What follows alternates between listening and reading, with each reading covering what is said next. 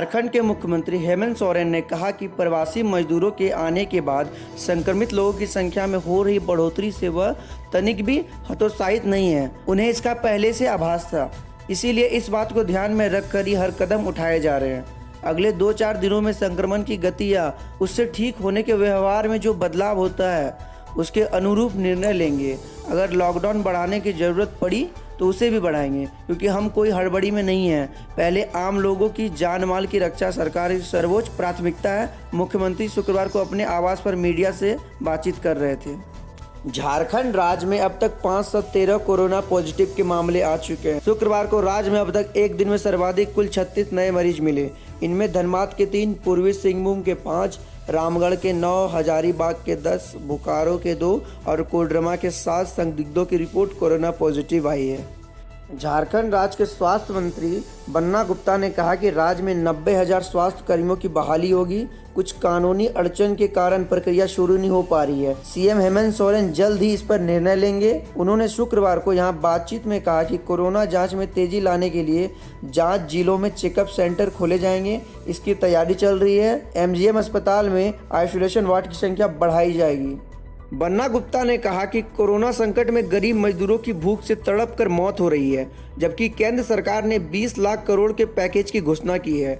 गरीबों को जीने खाने के लिए पैसे की जरूरत है। केंद्र उनके खाते में 10,000 रुपये की सहायता राशि दे। कोयला ब्लॉक के लिए झारखंड सरकार को बराबर की हिस्सेदारी मिलनी चाहिए। साथ ही मनरेगा के तहत 200 दिनों के लिए गरीबों को 350 रुपये मिले, तभी झारखंड की अर्थव्यवस्था पटरी पर आ सकती है। राज्य में कुल मरीजों में 40% मरीज यानी 191 कोरोना संक्रमित अब ठीक हो चुके हैं। वहीं 55% मरीज यानी 263 एक्टिव केस। राज्य में मरने वालों मरीजों का प्रतिशत 1.46% है। अब तक मिले कुल 477 कोरोना संक्रमितों में अब तक 300 मरीज प्रवासी हैं। कुल मरीजों में 62.89 प्रवासी हैं। 1 मई तक राज्य में कुल मरीजों की संख्या 177 थी, लेकिन 19 मई को यह 477 हो गई। जामताड़ा, साहिबगंज और गोड्डा 2 ऐसे जिले हैं जहां प्रवासी अब तक संक्रमित नहीं हैं।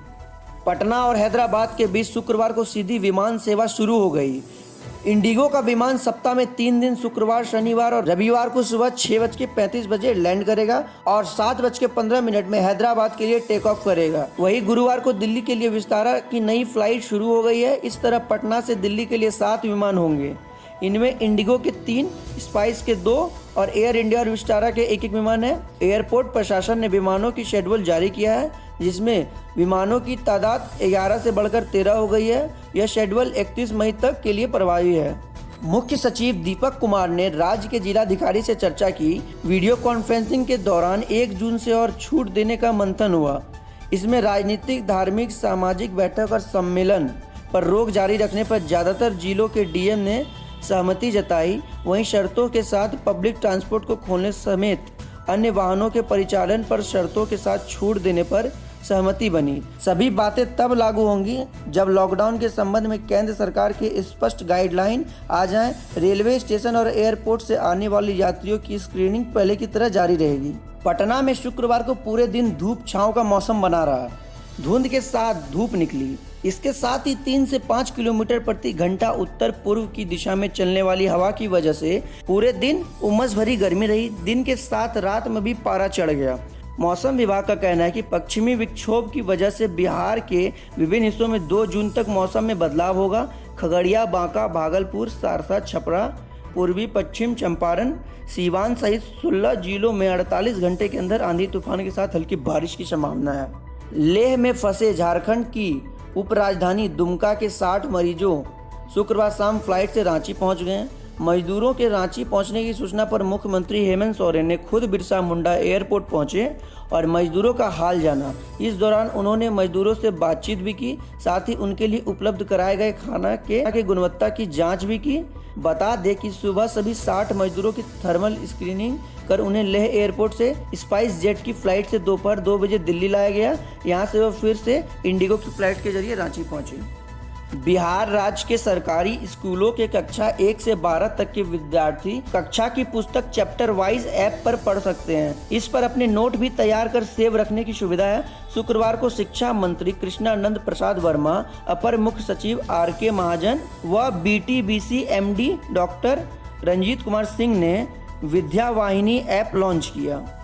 एमडी ने बताया कि लॉकडाउन के दौरान लगभग 1.75 करोड़ छात्र छात्राओं को इससे लाभ होगा।